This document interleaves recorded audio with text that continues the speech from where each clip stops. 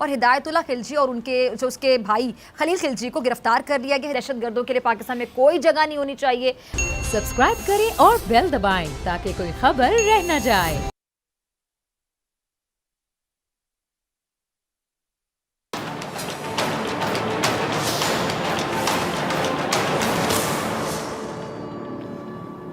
अस्सलाम वालेकुम नाजरीन, मैं हूं डॉक्टर फ़िज़ा अकबर खान और मैं हूं पाकिस्तान और आप देख रहे हैं पाकिस्तान के सबसे बड़े न्यूज़ चैनल का नंबर 1 प्रोग्राम ऐसे नहीं चलेगा। नाज़रीन, वो किसी ने क्या खूब कहा है कि जो शख्स दूसरों के लिए गड्ढा खोदता है वो बिल आखिर खुद उसमें जा गिरता है। दूसरों को तकलीफ़ देकर कोई भी इंसान खुशी हासिल नहीं कर सकता, सुकून हासिल नहीं कर सकता। हाँ, वक्ती तौर पर कह सकते हैं उसको शायद फ़ायदा हो जाए, लेकिन लॉन्ग टर्म में ऐसे शख्स के हिस्से में तकलीफ़ ही आती है और बेसुकूनी आती है और फिर वो खुशियों को तरसता रहता है। अच्छा नाज़रीन, याद रखिए, दूसरों के लिए मुश्किलें खड़ी करने की कोशिश ऐसा शख्स करता है, वही करता है जो या तो एहसास से कमतरी का शिकार हो या फिर वो हसद में मुब्तला हो। आज मैं आपको एक ऐसी कहानी सुनाने जा रही हूँ जिसमें दूसरों को गिराने वालों का अंजाम बताया गया है, जबकि वो लोग जो दूसरों को गिराने के बजाय उन्हें थाम लेते हैं, उन्हें सहारा देते हैं, ऐसे लोगों का अंजाम बहुत अच्छा होता है। अच्छा, कहानी कुछ यूँ है कि एक उस्ताद साहब ने क्लास में मौजूद जिस्मानी तौर पर एक मजबूत और ताकतवर बच्चे को अपने पास बुलाया और उसे अपने सामने खड़ा कर लिया। उस्ताद साहब ने अपना हाथ उसके कंधे पर रखा और उसे नीचे की तरफ दबाना शुरू कर दिया। वो बच्चा ना तगड़ा था, वो अकड़ कर खड़ा रहा, यहाँ तक कि उस्ताद मोहतरम ने अपना पूरा जोर लगाना शुरू कर दिया, जिसके नतीजे में वो बच्चा नीचे दबने लगा और बिलाखिर आहिस्ता आहिस्ता नीचे बैठता चला गया। अच्छा, उस्ताद मोहतरम भी उसे दबाने के लिए नीचे होते चले गए। वो मजबूत जिस्म का बच्चा आखिर में तकरीबन समझें गिर ही गया। उस्ताद साहब ने उसके बाद उसे उठाया, क्लास से मुखातिब होकर कहने लगे कि आपने देखा मुझे इस बच्चे को नीचे गिराने के लिए कितना ज़ोर लगाना पड़ा। दूसरा, ये जैसे जैसे ये बच्चा नीचे जा रहा था, मैं भी इसके साथ साथ नीचे जा रहा था, यहाँ तक कि हम दोनों ज़मीन की सतह तक पहुँच गए। उस्ताद साहब ये कहने के बाद थोड़ा रुके, उन्होंने लंबी सांस लेते हुए फिर से कहा कि याद रखिए, हम जब भी ज़िंदगी में किसी शख्स को नीचे दबाने की कोशिश करते हैं तो सिर्फ हमारा हदफ ही नीचे नहीं जाता, हम भी उसके साथ ज़मीन की सतह तक आ जाते हैं। जबकि इसके बरक्स, हम जब किसी शख्स को नीचे से उठाते हैं तो सिर्फ वो शख्स ऊपर नहीं आता, हम भी उसके साथ ऊपर उठते चले जाते हैं, ऊपर उठते चले जाते हैं। दबाने के मुकाबले में किसी को ऊपर उठाने में, मदद देने में हमारा ज़ोर भी कम लगता है और हमारा दर्जा, हमारा जो मुकाम है, हमारा मुकाम भी बुलंद हो जाता है। उस्ताद साहब इसके बाद रुके और बोले, बाकमाल इंसान कभी किसी को नीचे नहीं गिराता, वो हमेशा गिरे हुओं को उठाता है, उनके साथ साथ खुद भी ऊपर उठता चला जाता है और ऐसा शख्स बुलंद होता रहता है। कितने कम हैं ऐसे शख्स हमारी दुनिया में, गौर करें ज़रा, और जो हैं वो यकीनी तौर पे काबिल इज़्ज़त हैं। उनका एहतराम करें, उनकी कदर करें। अब इस कहानी में नसीहत ये है कि भलाई दूसरों को गिराने में नहीं होती, दूसरों को ऊपर उठाने में होती है। और मैं अक्सर कहती हूँ कि किसी को नीचा दिखा के आप ऊंचे कैसे साबित हो सकते हैं? आप किसी को गिरा कर खुद कैसे उठ सकते हैं? जो खुद ऊंचा होगा उसको किसी को गिराने की ज़रूरत होगी, वो तो वैसे ही ऊंचा होगा। जो किसी को गिरा कर ऊंचा बनना चाहेगा, दर हकीकत उसको भी अंदर से पता है कि मैं भी गिरा हुआ हूँ। अब नाज़रीन, जो लोग दूसरों के लिए रुकावटें खड़ी करते हैं, उनका हदफ शायद सिर्फ यही होता है कि वो खुद को दूसरों से आगे ले जा सकें, क्योंकि उनको खुद भी पता होता है कि हम पीछे हैं और अब आगे ले जाने के लिए इनको गिराना है। दूसरों के लिए मुसीबतों के पहाड़ खड़े करने हैं। क्यों? क्योंकि ये जो पहाड़ खड़े करने वाला होता है वो शायद ये समझता है कि वो इस तरह से दूसरों से आगे निकल जाएगा, क्योंकि उसको पता है कि वो पीछे है, वो अच्छी तरीके से जानता है कि वो पीछे है, यानी तब भी सीधा रास्ता नहीं ले रहा, तब भी किसी को गिरा कर आगे जाने की कोशिश कर रहा है। उसकी तो सोच ही गलत है और वो अपने रास्ते में बेसिकली रुकावटें खड़ी कर रहा होता है। और जो शख्स दूसरों के लिए आसानियाँ पैदा करता है, दूसरों की मुश्किलात को दूर करता है, वो शख्स हर लिहाज से कामयाब होता है, इस दुनिया में भी, उस दुनिया में भी। और हमारे माशरे में लेकिन शायद ये समझा जाता है कि जो दूसरों की टांगें खींचता है शायद वही कामयाबी हासिल करता है, क्योंकि जैसा कि मैंने कल भी कहा था कि हर तरफ ना ये नफ्सा नफ्सी का आलम है। दूसरों के साथ खैर करने वाले का जो अपना मुकाम होता है ना, वो बहुत ऊंचा होता चला जाता है, बुलंद होता चला जाता है। हमारी सियासत में आप देख लें, दूसरों की टांगें खींचने का रिवाज अब इतना आम हो गया, इतना आम हो गया है कि ये टांगे जब खींच रहे होते हैं एक दूसरे की तो बड़ी आम सी बात लग रही होती है, आपको ऐसा ही है? बल्कि जो बड़ी महज़ब बात करेगा, जो टांग खींचे बगैर बात करेगा, तो आप कहेंगे अच्छा ये तो कुछ डिफरेंट हो रहा है। ऑपोजिशन हुकूमत को गिराने के लिए आपको पता है हर वक्त सरगर्म रहती है, लेकिन अब तक ये बात साबित है कि ऑपोजिशन ने जितनी मरतबा भी हुकूमत की राह में रुकावट खड़ी की तो ऑपोजिशन खुद ही उन रुकावटों में उलझ कर गिरती चली गई। अब आप नून लीग को देख लें, जो हुकूमत को घर भेजना चाहती थी लेकिन खुद तकसीम का शिकार हो गई, और ये बात तारीख का हिस्सा है। नून से शीन निकलने की पेशगोइयाँ हुई, बड़ी प्रेडिक्शंस हुई। जो नून लीग की नायब सदर मीडिया पर आकर ये सफाइयाँ देती रहीं कि जी जो नवाज शरीफ शहबाज शरीफ आपस में मुत्तहिद हैं और दोनों में बड़ा ही सलूक है, बड़ी मोहब्बत है, इसलिए उन दोनों को कोई भी जुदा नहीं कर सकता, वो एक हैं। अच्छा, पहले लड़ाई झगड़ा जो था नवाज शरीफ शहबाज शरीफ तक महदूद था, फिर बात बढ़ने लगी और इस हद तक पहुँच गई कि शरीफ ख़ानदान की औलादों में ये तकरार जो है ना ये पहुँच गई, यानी बड़ों से औलादों में आ गई तकरार। अच्छा, जहाँ ये रकाबत और हसद के जज्बात कह लें कि उसकी जो झलकियाँ हैं ना पूरी कौम ने देखी। और आपको याद होगा जब ये खबर उड़ी थी कि नून लीग की नायब सदर बैरून मुल्क जाने वाली हैं, लेकिन फिर ये खबर सामने आने लगी कि वो इस वजह से बाहर नहीं जा रही कि उनके जाते ही शहबाज शरीफ और हमजा शहबाज कहीं पार्टी को हाईजैक ना कर लें। अब इसी को देखते हुए वज़ीर दाखिला शेख रशीद साहब बार बार ये पेशगोई करते हैं कि नून में से शीन निकल कर रहेगा, और नून लीग की तकसीम की जो लोग बात करते रहे उनकी दलील में भी वज़न नज़र आया। क्यों? क्योंकि नून लीग के जो कायद हैं और उनकी साहिबजादी, उनका बयानिया मुज़ाहमत का रहा और शहबाज शरीफ का बयानिया मुफाहमत का रहा। लेकिन अब बात जो है ना बयानिए से बढ़ चुकी है और वज़ारत उज़्मा की कुर्सी तक जा पहुँची है। शाहिद खाकान अब्बासी साहब कहते हैं कि अगले इलेक्शन के लिए शहबाज शरीफ नून लीग की जानिब से वज़ारत उज़्मा के उम्मीदवार होंगे, और अब्बासी साहब का ये कहना ही था कि मरियम नवाज़ के जो तर्जुमान है मोहम्मद ज़ुबैर वो भी मैदान में आ गए। उन्होंने अब्बासी साहब के बयान की तरदीद करते हुए कहा कि मरियम नवाज़ के ख़िलाफ़ करप्शन केस कमज़ोर है, उनका केस ख़त्म हो जाएगा और वो वज़ारत उज़्मा के लिए अहल होंगी। अब देखें इनकी आपस की जंग देखें आप क्लियर। अब शाहिद खाकान अब्बासी और मोहम्मद ज़ुबैर को एक दूसरे के आमने सामने आता देखकर, यानी एक ही पार्टी के लोग आमने सामने आ गए, अभी भी कहेंगे कि हम एक पेज पर, कैसे कहेंगे? अब इनको आमने सामने देखकर फवाद चौधरी साहब अपनी राय का इजहार करते हुए कह रहे हैं कि शाहिद खाकान अब्बासी और मोहम्मद ज़ुबैर के बयानात ने नून लीग में जो तकसीम है उसको मज़ीद वाज़ेह कर दिया, क्लियर कर दिया, तो शक की गुंजाइश ही नहीं ना रह गई और नून लीग में अब नई क़यादत सामने आ जाएगी, जो अच्छी बात है। लेकिन पीपल्स पार्टी को भी आसिफ अली जरदारी से आगे निकलना चाहिए, क्योंकि इन ख़ानदानों ने मुल्क की तबाही जो है वो निकाल दी। अब नाज़रीन, कुर्सी की जंग के पीछे मरियम नवाज़ जो हैं वो शहबाज से आगे और शहबाज साहब मरियम से आगे निकलने की कोशिशों में हैं, और अब शायद ये सब देखते हुए नवाज शरीफ साहब ने अपने बयानिए में नरमी करते हुए शहबाज शरीफ के बयानिए की रस्सी को अपने हाथ में ना कहते पकड़ लेना, मजबूती से थाम लेना, वो सिचुएशन हो गई है। और वाकिफ़ान हाल के बकौल इस वजह से अब मुस्लिम लीग नून के मौक़िफ़ में एक होती तब्दीली, एक लफ्ज़ होता है ड्रामाई तब्दीली, समझते हैं आप? ड्रामाई तब्दीली सामने आ रही है, क्योंकि खबरों के मुताबिक मुस्लिम लीग नून ने इन हाउस तब्दीली और इस्तीफ़ों के ऑप्शंस पर सख्त मौक़िफ़ इख्तियार ना करने का फ़ैसला कर लिया। और ज़राए के मुताबिक अपोजिशन लीडर और मुस्लिम लीग नून के सदर शहबाज शरीफ साहब ने इस हवाले से पार्टी के सीनियर रहनुमाओं को भी हिदायत जारी की हैं, और शहबाज शरीफ साहब ने हिदायत की है कि सिर्फ हुकूमत की परफॉर्मेंस को सख्त तनकीद का निशाना बनाए और अवाम में एक्सपोज करें तहरीक अदम एतमाद या इस्तीफ़ों के ऑप्शन पर तमाम अपोजिशन जमातों का यकसा मौक़िफ़ होगा तो इस्तेमाल करेंगे। और ज़राए के मुताबिक नून लीग पार्लियामेंट के अंदर इस हवाले से पीपल्स पार्टी से ताउन जारी रखेगी। ताउन का मतलब समझते हैं ना आप नाजरीन?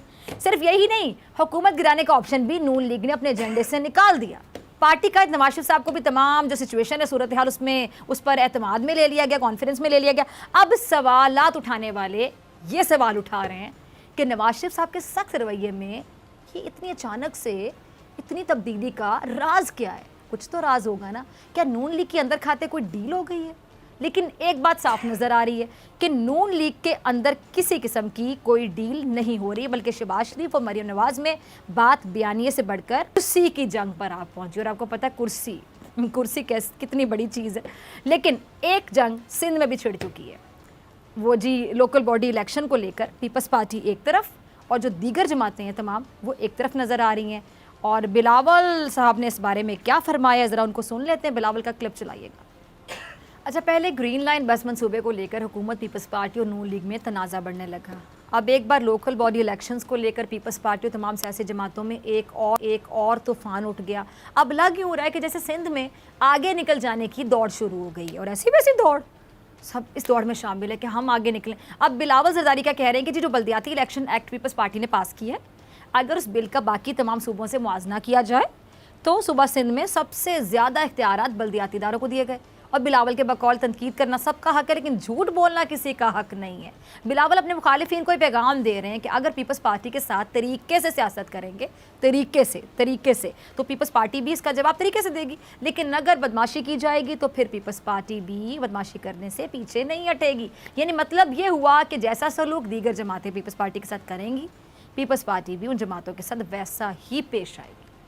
अब बिलावल बल्दियाती इलेक्शन एक्ट की मुखालफत करने वालों के खिलाफ सख्त जुमलों का इस्तेमाल कर रहे हैं कि जी जो लोग इस बिल को काला कानून कह रहे हैं, हकीकत में इंशाअल्लाह उनके अपने मुंह काले हो जाएंगे, क्योंकि पाकिस्तान के अवाम पीपल्स पार्टी के साथ हैं। अच्छा, बिलावल एमक्यू पाकिस्तान पर भी ना बड़ी भरपूर अंदाज में तीरंदाजी कर रहे हैं। क्या कह रहे हैं कि पाकिस्तान की मुखालफत में नारे लगाने वाले इस मामले पर पीपल्स पार्टी को लेक्चर देने की हिम्मत कैसे कर रहे हैं। मैं जब से पैदा हुआ हूँ इस दहशतगर्द जमात का कराची में राज रहा है, मैं किसी के ख़िलाफ़ कोई कदम नहीं उठाऊंगा, लेकिन इस सूबे के अवाम मेरे मुखालिफिन को रद्द ज़रूर करेंगे। अच्छा ना, बिलावल ने बल्दियाती इलेक्शन एक्ट की मुखालफत करने वालों को जहाँ ये इतनी खरी खरी सुना दी, इससे ज़्यादा खरी खरी क्या हो, वहीं उनका सबसे बड़ा हदफ एमक्यू पाकिस्तान और मुस्तफ़ा कमाल रहे हैं और बिलावल ने उन्हें मुल्क दुश्मनी के ताने दिए हैं। अब सिंध के मैदानों में लोकल बॉडी इलेक्शंस हैं उसको लेकर एक आप कह लें कि नया मार्का शुरू हो गया और इस हवाले से सिंध में बड़ी सियासी हलचल दिखाई दे रही है। यानी हर तरफ से एक दूसरे पर तनकीद का सिलसिला जारी, कोई इधर से तनकीद कर रहा है, कोई उधर से कर रहा है, कोई इधर से बात कर रहा है, कोई उधर से जवाब भी वार कर रहा है। कोई किसी सियासी जमात की किसी भी बात या किसी भी मौके को मानने को तैयार ही नहीं, सब अपनी अपनी मर्जी मुसलत करना चाहते हैं। अब बिलावल की तनकीद के बाद उनके मुखालिफिन भी ज़ाहिर बात है इनएक्शन हो गए। यहाँ तो कोई ईंट मारे तो दूसरा पत्थरों का ढेर लेके खड़ा हो जाता है। ख्वाजा इजहार भी सिंध हुकूमत को तनकीद का निशाना बना रहे हैं। ज़रा उनको भी सुन लेते हैं, क्लिप चलाइएगा टीम। जी सुना आपने ख्वाजा इजहार को। एमक्यू पाकिस्तान के सीनियर रहनुमा जो हैं ख्वाजा इजहारुल हसन, वो कह रहे हैं कि बिलावल ने मुँह काला होने वाला बयान देकर हमारे वोटर्स की भी तजलील की है। काला कानून वो बनाते हैं जिसके काले करतूत होते हैं। सिंध में किसके काले करतूत है, बात पीपल्स पार्टी अच्छे से जानती है। नफरत अंगेज जुमले पीपल्स पार्टी का पुराना काज हैं। हम 40% अकलियत नहीं अपोजिशन में है, इसमें सिंधी बोलने वाले भी शामिल हैं। अच्छा, मुराद अली शाह ने असम्बली का नाजायज़ इस्तेमाल किया, ही कहते हैं मुराद अली शाह ने जो कलमात अदा किए वो पाकिस्तान ना खप्पे की आवाज़ है। ख्वाजा इजहार वज़ीर आला सिंध पर बाकायदा इल्ज़ामात लगा रहे हैं कि मुराद अली शाह ऐसी बातें इसलिए करते हैं क्योंकि उनके बिल की पूरे पाकिस्तान ने मुखालफत कर दी और इस वजह से उन्होंने पाकिस्तान को ललकार दिया। उन्होंने बल्दियाती इलेक्शन का बिल बड़े बेरहमाना तरीके से असम्बली में पास कराया और ऊपर से कहते हैं कि कोई इस बिल की मुखालफत भी ना करे। बिल की मुखालफत की वजह से ही वज़ीर आला सिंध पूरे पाकिस्तान और सिंध को बरगलाने की कोशिश कर रहे हैं। अच्छा, ख्वाजा इजहार ने मुराद अली शाह से ये मुतालबा भी कर दिया कि वो अपने बयान पर पूरे पाकिस्तान और पूरे सिंध से मुआफ़ी मांगें।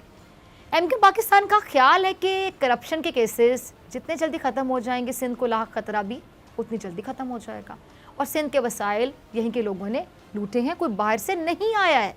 अब 13 से सिंध दुश्मन निज़ाम चला आ रहा है। वज़ीर आला के बयानात लिसानी फसादात की तरफ रागिब करने की कोशिश हैं और एमक्यू इन बयानात की मजम्मत करती है। सब कुछ कहा इन्होंने। अब एक तरफ एमक्यू पाकिस्तान अपना ये रद्द अमल दे रही है और दूसरी जानिब मुस्तफ़ा कमाल वो भी कुछ कह रहे हैं। ज़रा सुने उन्हें क्या कहते हैं।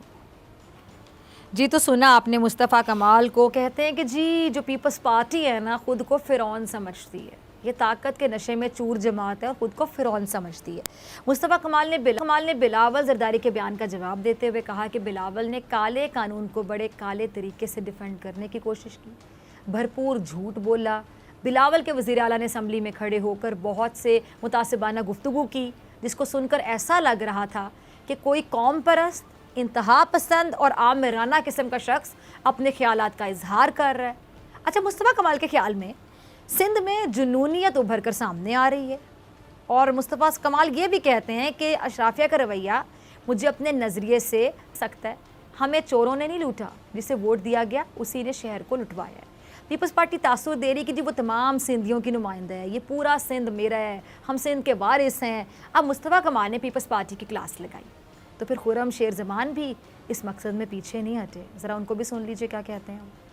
अच्छा खुरम, क्या कह रहे हैं कि जी बिलावल और मुराद अली शाह की सरपरस्ती जरदारी कर रहे हैं और उन्होंने असम्बली में काला कानून पास कराया है, हम इसके खिलाफ अपनी तहरीक कभी ख़त्म नहीं करेंगे। और मज़ीद ये कह रहे हैं कि जी पीपल्स पार्टी सिंध के अवाम के साथ दुश्मनी कर रही है। एहतजाज जब वही होगा जहाँ ये काला कानून बनाया गया है। और बिलावल के बयान पर ये रद्द अमल भी दे रहे थे और कह रहे थे कि जी बिलावल सिंध के अवाम को बोल रहे हैं कि तुम लोगों का मुँह काला होगा, जबकि उनका अपना मुँह काला है। काले करतूत तो उन लोगों के हैं। अगर सिंध को ऐसे चलाना है तो हम इस चलने को नहीं मानते हैं और ना आपको चलने देंगे। अब एक तरफ सिंध में मुआज़राई की जा रही है और दूसरी जानिब वफाकी सतह पर भी सिचुएशन है, ये सूरत हाल है। शाहिद खान अब्बासी महंगाई और नैब के हवाले से खुलकर तनकीद कर रहे हैं, उन्हें भी सुन लें, चलाइएगा क्लिप। जी अब्बासी साहब कहते हैं हुकूमत बेसाखियों पर है, इनके खिलाफ अदम एतमाद की तहरीक आ सकती है। मुल्क में महंगाई बहुत ज़्यादा है, लेकिन इनको मुल्क की अवाम की कोई परवाह नहीं है। हुकूमत की कोशिश ये है कि मुशावरत का अमल मुकम्मल ना हो ताकि मौजूदा चेयरमैन नैब काम करते रहें, और ये चेयरमैन हुकूमत के कब्ज़े में है जिसको हुकूमत किसी भी वक्त निकाल सकती है।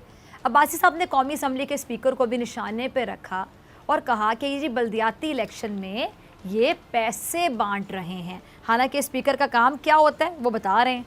अच्छा, अपोजिशन महंगाई और दीगर मामले पर हुकूमत को आड़े हाथों ले रही है और आज़म साहब अपनी कारकर्दगी पर, अपनी जो परफॉर्मेंस है उसको आवाम के सामने रख कर ख़ुद को मुतमईन कर रहे हैं। ज़रा क्लिप चलाइएगा इमरान खान साहब का।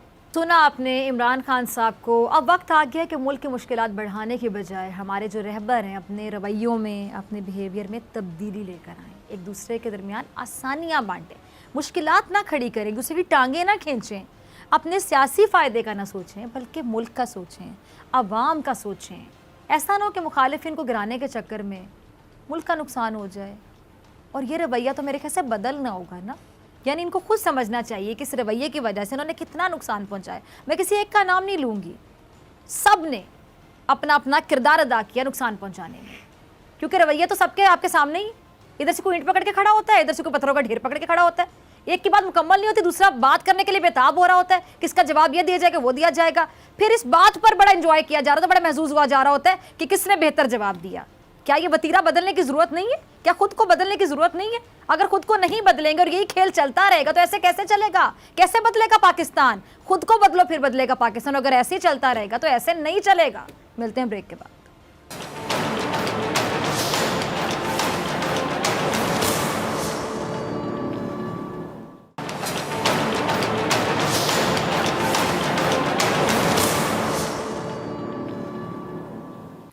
वेलकम बैक नाजरीन। पाकिस्तान पीपल्स पार्टी ने हुकूमत को खबरदार किया कि दहशतगर्द जमात से मुज़ाकरात से मुतालिक हुकूमत गलती ना करे। बिलावल जरदारी ने कहा है कि हुकूमत ने कलअदम तहरीक तालिबान पाकिस्तान से मुज़ाकरात का अज़ खुद फैसला किया है। हुकूमत को चाहिए कि पार्लिमान में मुशावरत करे। दहशतगर्दों ने जो टांक है वहाँ पर हमले किए, दहशतगर्दों के लिए पाकिस्तान में कोई जगह नहीं होनी चाहिए। अच्छा, रियासत को अपनी रिट मनवानी चाहिए और अगर रिट नहीं होगी तो कहीं हमारा हाल भी खुदा ना खास्ता अफगानिस्तान जैसा ना हो जाए। अच्छा, दूसरी जानिब कुछ मकामी और इंटरनेशनल अखबारात में ये खबरें चल रही थी कि कलअदम तहरीक तालिबान पाकिस्तान ने पाकिस्तान हुकूमत के साथ 1 महीने तक जारी रहने वाली जंग बंदी में तोसी करने से इनकार कर दिया और इल्ज़ाम लगाया कि पाकिस्तानी हुकूमत पहले से किए गए फैसलों पर अमल करने में नाकाम रही है।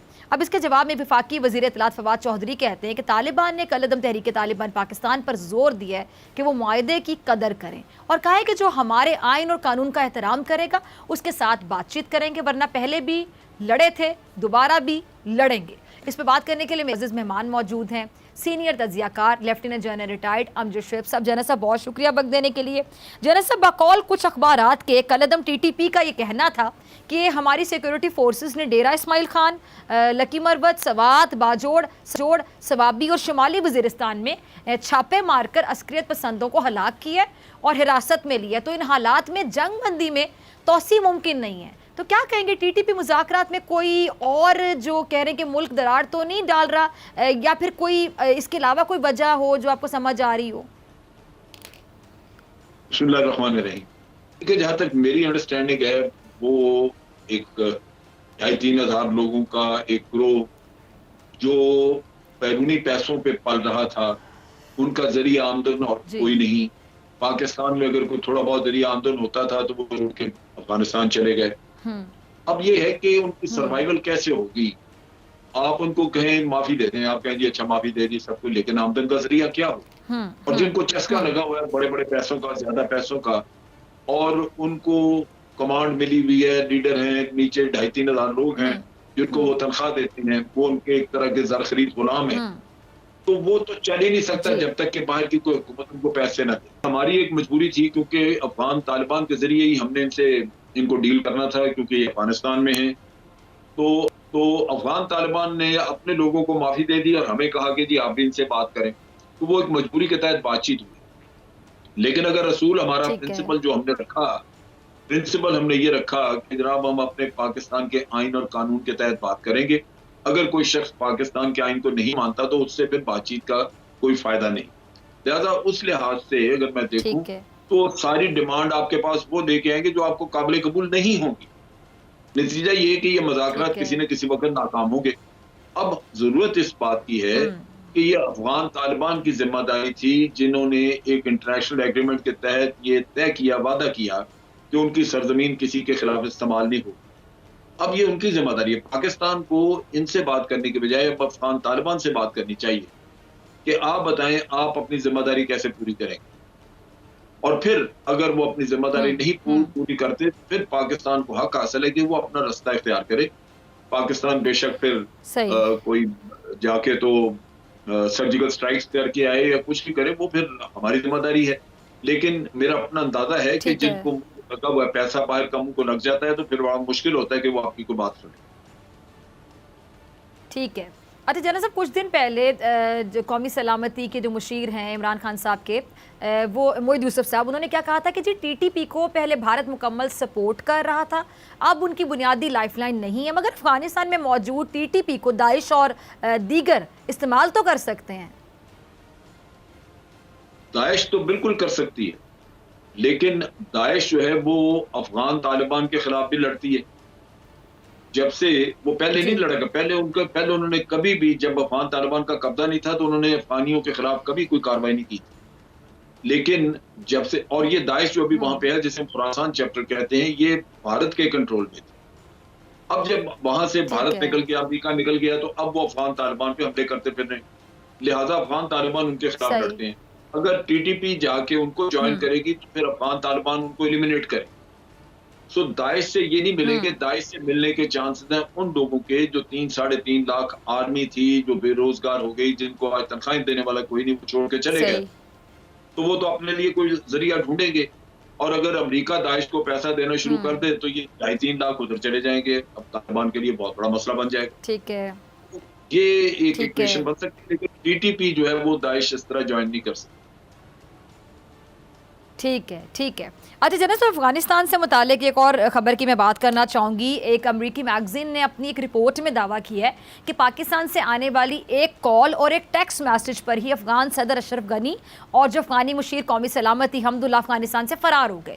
यानी एक बार फिर पाकिस्तान को मुलव्विस करने की कोशिश की जा रही है, हम ये समझें। बात यह है कि वो तालिबान जब काबुल पहुंचे और वहां पे उनकी फौज ने कोई मज़ामत नहीं की, अफगान आर्मी ने कोई मज़ामत नहीं की, और तालिबान अंदर दाखिल हो गए, तो ये जो मज़ामत नहीं की अफगान आर्मी ने, ये पाकिस्तान से कॉल गई थी उनको मज़ामत ना करो।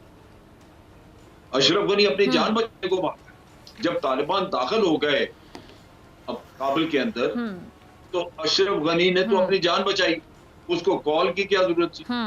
तो ये और फजूल सा मैं समझता हूँ एक किसी ने सोचा छोड़ा है, जिसकी कोई हकीकत नहीं और बिल्कुल लॉजिकल लगता है। इस सारे खेल में पाकिस्तान के ऊपर जितना जी चाहे इल्जाम डालें, एक चीज वादे है कि अफगानिस्तान की फौज जो भारत और अमेरिका ने तैयार की थी, उन्होंने कोई मज़ामत नहीं की कहीं। ये क्या माजरा है? उनको अमेरिका ने कहा था कि मज़ामत न करो।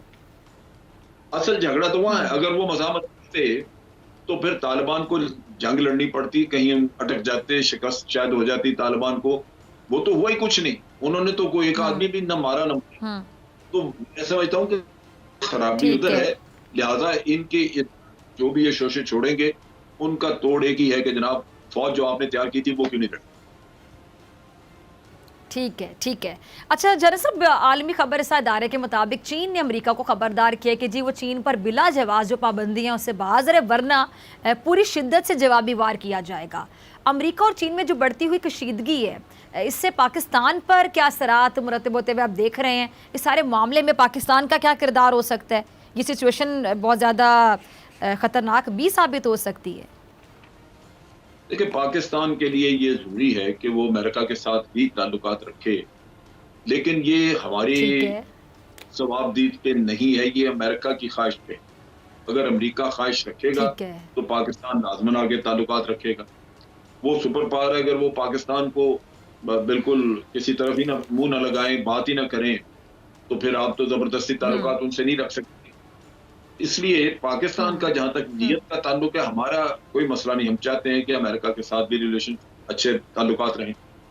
अब अगर उनकी चाइना के साथ प्रॉब्लम होती है, तो जो शिद्दत से जवाब देने की उन्होंने बात की है, उसका किस्सा ये है कि आज दुनिया के बेशुमार मुल्कों की जो इकोनॉमी है वो चाइना के साथ तिजारत पे चलती है। चाइना कंज्यूमर है बहुत सारी चीजों, और बहुत सारे मुल्क जो है वो तिजारत करके ठीक चाइना है, से तो अपना चला रहे हैं। खुद अमेरिका में ठीक है, इतना ज्यादा कमाई है उनको चाइना से, यानी चाइना अगर कमाता, सिर्फ चाइना के वो ये सुनने में आता है कि जनाब वहां पे कोई 30 लाख चाइना के स्टूडेंट हैं जो कि मुख्तलिफ यूनिवर्सिटियों में पढ़ रहे हैं, और उनसे उन यूनिवर्सिटियों को इतनी आमदन है, ये कहा जा रहा है कि जनाब को वहां पे इन यूनिवर्सिटियों से को 30-33 बिलियन डॉलर की उनको सालाना आमदन। तो जी, ये वहां पे जो कारोबार है, लोग मैन्युफैक्चर करवा के चीजें चाइना से ला के अमरीका में बेचते हैं, सस्ती मिलती है, खरीदार लेना चाहता है। तो ये तो इकोनॉमी इतनी इंटरलिंक्ड है कि अगर चाइना रिटेलिएट करे तो अमेरिका के लिए भी मसला बन सकता है, उसके अपने लोगों के लिए मसला बन सकता है, उनकी अपनी यूनिवर्सिटियों के लिए मसला बन सकता है। तो ये चीजें जो है ना, ये मेरा ख्याल है कि इतनी ज्यादा नहीं जो अमेरिका जिस तरह कहता है।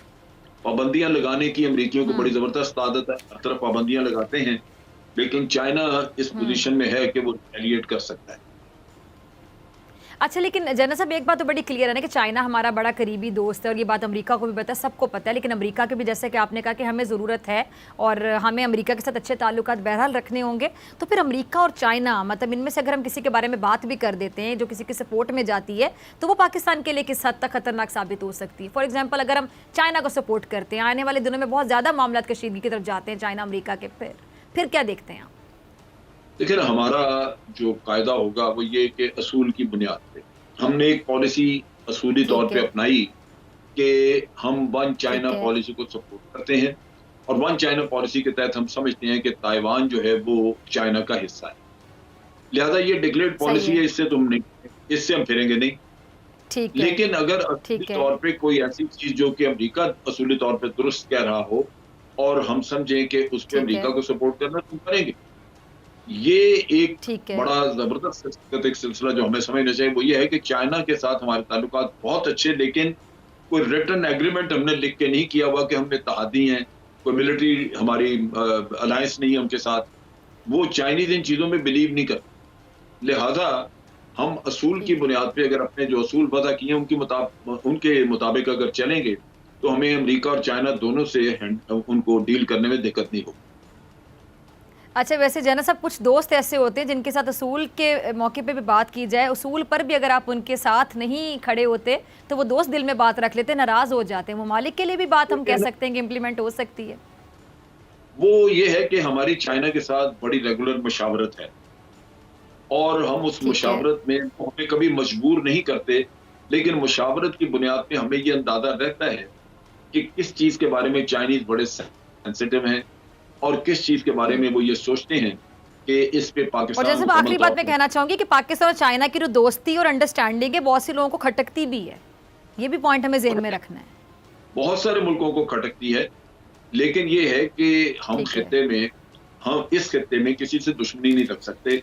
हम रशिया के साथ, चाइना के ठीक साथ, है, ईरान के साथ ठीक है, ताल्लुकात अच्छे रखेंगे, अफगानिस्तान के साथ रखेंगे। ये हमारी ठीक डिक्लेयर्ड है, पॉलिसी है, इसमें तब्दीली नहीं हो। ठीक ठीक है जनरल साहब, बहुत शुक्रिया आपके वक्त के लिए। नाज़रीन आपसे होगी इस ब्रेक के बाद।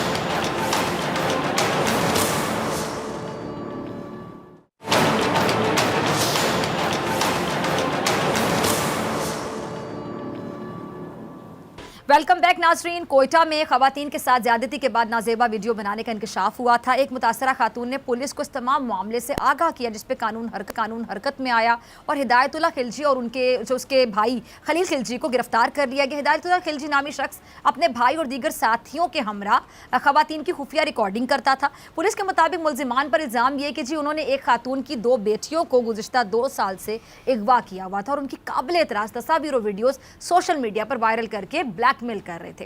अच्छा, पुलिस के मुताबिक दौरान गिरफ्तारी मुलजिमान के कब्जे से मोबाइल, लैपटॉप और दीगर इलेक्ट्रॉनिक जो आलात हैं वो बरामद हुए, जिनको फॉरेंसिक के लिए भिजवा दिया गया और लापता लड़कियों की जो लोकेशन है अफगानिस्तान के शहर काबुल में ट्रेस हुई, जिनकी बाजियाबी के लिए इकदाम भी किए जा रहे हैं। अच्छा, दूसरी जानिब सिविल सोसाइटी और इंसानी हकूक़ की जो तंजीमें हैं उन समेत शहरियों ने एहतजाज करते हुए हुकूमत से वीडियो स्कैंडल में मुलविस अफराद को सख्त से सख्त सज़ा देने का मुतालबा किया है।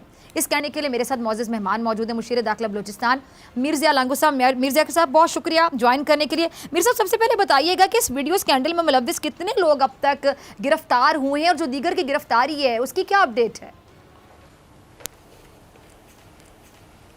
बिस्मिल्लाहिर्रहमानिर्रहीम। डॉक्टर साहिबा, देखिए, इस तरह की दरिंदे नुमा इंसान दुनिया के हर कोने में होते हैं। उनकी दरिंदगी का जिम्मेदार गवर्नमेंट नहीं होती, लेकिन जब वो दरिंदगी करें और उनकी दरिंदगी के बारे में कोई गवर्नमेंट को इतला देता है तो उसके बाद गवर्नमेंट की जिम्मेदारियाँ स्टार्ट होती हैं। पहले दिन से जब गवर्नमेंट को इतला दी गई कि ऐसे दरिंदे ऐसी घिनौनी हरकत कर रहे हैं, कोई कंप्रोमाइज़ नहीं किया गया। फ़ौरन जो है एक्शन में आकर लोग पकड़े गए। मुलजिमान से जो है उनके सबूत बरामद हो गए हैं, उनके मोबाइल्स फॉरेंसिक के लिए भेजे गए हैं और जिस किस्म की भी तफ्तीश होनी चाहिए वो हो रही है, कोई उससे नहीं बच पाएगा।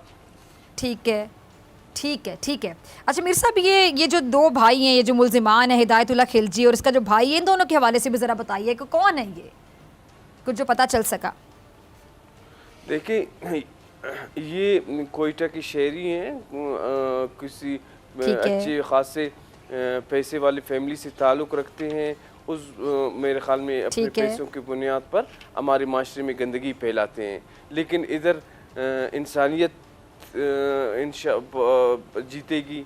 इंसानियत की हुकूमत है और जो जितना भी ताकतवर हो वो जो है इंसानियत से गिरी हुई हरकत करेगा, वो बचेगा नहीं इंशाअल्लाह।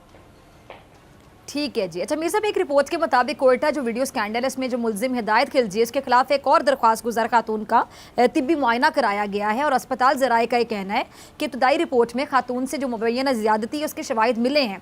क्या और भी मुतासरा खवातीन ने तफ्तीश में ऐसी कोई बात सामने आई? देखिए, अभी तफ्तीश चल रहे, तफ्तीशी अमल चल रहा है। अगर उस इन्वेस्टिगेशन के मामलात को मैं डिस्कस करूंगा तो मैं ये समझूंगा कि उससे मुलजिमान को फ़ायदा होगा और गवर्नमेंट को नुकसान होगा। लेकिन ये मैं आपको यकीन दिला रहा हूँ अपनी माँओं और अपनी बहनों को कि जो ज़्यादती इन्होंने की है और जिस ज़्यादती को हम अपनी माँओं और बहनों के साथ बयान भी नहीं कर सकते, जो भी इसमें मुलविस हुआ नहीं बचेगा। ठीक है। अच्छा, ये 2 लड़कियों के बारे में मीर साहब इंकशाफ ये भी हुआ है कि वो अफ़गानिस्तान में हैं और आपके हवाले से खबर ये थी कि जी आपने लड़कियों की बाजियाबी के लिए अफ़गान हुकाम से भी रब्ता किया है। अब चूँकि खबर है और आपने रब्ता किया है तो मेरे ख्याल से अब इसकी डिटेल में जाएगा। जैसे क्या आप कह रहे हैं कि अगर आप डिटेल शेयर करेंगे टीवी पर तो फ़ायदा उनको हो सकता है, मुलजिमान को नुकसान हो सकता है जो आपकी जो कार्रवाई का जो भी अमल है। तो मुझे बताइए कि ज़रा थोड़ा सा बता दें कि ये जो खबर आई है आपका रब्ता वाकई हुआ है, जितना आप बता सकते हैं। देखिए, ये फेडरल गवर्नमेंट की मैंडेट है। हमने फेडरल गवर्नमेंट से कांटेक्ट किए, फेडरल गवर्नमेंट ने अफगान हुकाम से रब्ता किए और अफगान हुकाम हमारे हुकाम के साथ राब्ते में है और उनको हम डिटेक्ट करके इंशाल्लाह बहुत जल्द इन खवातीन को पाकिस्तान ले आएंगे। अच्छा मीर साहब, ज़रा ये भी बता दीजिएगा, ये जो मुलजिमान हैं बलूचिस्तान के दूसरे शहरों में भी ये जराइम करते रहे हैं और पुलिस को दौरान तफ्तीश कुछ ऐसा पता चला है? देखिए, पुलिस अभी तफ्तीश कर रही है। गवर्नमेंट ने जो उनको हिदायत दी है कि इस मामले में कोई रियायत नहीं है, वो आगे जा रहा है। जब तफ्तीश कंप्लीट होगा इंशाल्लाह गिरफ्तारियां बढ़ती जाएंगी। मैं सारी चीज़ें कौम के सामने पेश करूँगा। ठीक है, आप ज़्यादा डिटेल्स शेयर अभी नहीं कर सकते, आपका ये कहना है। चलें, आपकी मौजूदगी का फ़ायदा उठाते हुए एक सवाल मैं ये भी पूछना चाहूँगी कि वज़ीर आज़म इमरान खान साहब ने जो बलूचिस्तान को हक दो तहरीक और धरने का नोटिस लिया था, तो ये बताइएगा कि बलूचिस्तान हुकूमत और मुजाहिरीन में किसी बात पर इत्तेफाक राय हो जाएगा? देखिए, गवर्नमेंट ऑफ बलूचिस्तान इतनी भी गाफिल नहीं है कि 28 दिनों से या 1 महीने से कोई धरना चल रहा हो और बलूचिस्तान हुकूमत घर में सोया हो। ऐसी कोई बात नहीं है। पहले दिन से हम मुझ समेत वज़ीर आला साहब, वज़रा जो है मौलाना साहब के साथ राब्ते में हैं और उनके मसाइल हल करने की कोशिश कर रहे हैं। उनकी 19 डिमांड्स थे, जिसमें से 16 डिमांड्स मैं आपके साथ, आप मेरे साथ आ जाए, मौलाना साहब के साथ बैठ जाएं। 16 डिमांड्स हमने कंप्लीट किए। 3 डिमांड्स ऐसे जो हमसे नहीं, फेडरल गवर्नमेंट से रिलेटेड हैं, तो उसके लिए हमने फेडरल गवर्नमेंट को सिफारिशात भेजी हैं। हुकूमत करने और हुकूमत चलाने और मुतालबात मानने का एक तरीका होता है। ये तरीका नहीं होता कि मैं इस कुर्सी पर बैठकर हर चीज़ ओके कर लूँ। अच्छा, तो यानी मीर साहब आप कह रहे हैं कि 19 में से 16 डिमांड्स मानी जा चुकी हैं, 3 बस रह गई। तो अगर 16 मानी जा चुकी है तो इट मींस के मोर देन 80% मानी जा चुकी है। 3 भी नहीं रह गए, 3 भी नहीं रह गए जी। 3 पर भी अमल दरामद शुरू, तो बिल्कुल मतलब करीब है ना, अमल दरामद हो रहा है। अच्छा, मुझे समझ नहीं आ रहा है कि क्यों धरना खत्म नहीं हो रहा है मुतालबात पूरे होने के बावजूद। आपको क्या समझ आती है इस बात की? इसकी कोई और वजह है? मतलब मुतालबात के अलावा भी कोई वजह हो सकती है आपको जो समझ आती है कि नहीं खत्म हो रहा? पॉलिटिक्स। अच्छा, यानी मुतालिबात एक बहाना है, यानी वो भी मुतालिबात मान भी लिए जाए तब भी धरना देने का मकसद कुछ और नजर आता है आपको? आप आ जाए, मैं आता हूँ, मौलाना साहब को हम तीनों बैठते हैं, आप इंसाफ करें, फैसला करें गवर्नमेंट ने क्या मुतालबात माने क्या नहीं माने। ठीक है, अब यानी आगे ऊंट इसका किस करवट बैठता दिखाई देता है? मेरे साहब सिर्फ मैं ये जानना चाहूंगी। देखिए, उस करवट बैठेगी जिधर पाकिस्तान का फ़ायदा होगा, जिधर पाकिस्तान का मुफाद होगा, जिधर पाकिस्तान के लोगों का मुफाद होगा, जिधर ग्वादर के लोगों का मुफाद होगा, जिधर ग्वादर के लोगों के हकूक़ का मामला होगा, ऊंट उस करवट बैठेगी। ठीक है, यानी इत्तेफाक राय हो जाएगा, जो उनके मुतालिबात वो मान लिए जाएंगे, वो भी उसको मान लेंगे जो आप लोगों से बात होगी। हो जाना चाहिए था, अभी तक हो जाना चाहिए था। तो क्यों नहीं हो सका ना मीर साहब? गवर्नमेंट फुल मुकम्मल ताउन कर रही, गवर्नमेंट के साथ कोई ताउन नहीं कर रहा। ठीक है, गवर्नमेंट ताउन कर रही, गवर्नमेंट के साथ ताउन नहीं किया जा रहा, ऐसा कहना है आपका, और ये जानबूझकर किया जा रहा है, आपका ये कहना है? जानबूझकर या गलती से या नादानी से, पर गवर्नमेंट के साथ ताउन नहीं किया जा रहा। ठीक है जी, जानबूझकर आप कह रहे हैं, गलती कह रहे हैं, नादानी कह रहे हैं, लेकिन ताउन नहीं किया जा रहा। ठीक है मेरे साहब, आपका लास्ट कमेंट चाहूंगी। मैं ये कहना चाहता हूँ कि ग्वादर के लोगों के हवाले से जो आपने पूछा, ग्वादर के लोग हमारे लोग हैं, ग्वादर के लोगों को हकूक़ देना हमारी जिम्मेदारी है, ग्वादर के मसले हल करना हमारा फ़र्ज़ है, लेकिन हमारे साथ मिल बैठ कर मसलों को हल किया जाए। ये ना हो कि हम मसले हल करें और चीज़ें सियासत की नज़र हो जाए। ठीक है जी, ठीक। मीर साहब बहुत शुक्रिया आपके वक्त के लिए। इसी के साथ डॉक्टर को दीजिए इजाज़त, आपसे मुलाकात होगी इंशाल्लाह कल सेम टाइम सेम चैनल। अगर ज़िंदगी ने वफ़ा की दुआओं में याद रखेगा, अपना बहुत ख्याल रखेगा। अल्लाह निगहबान।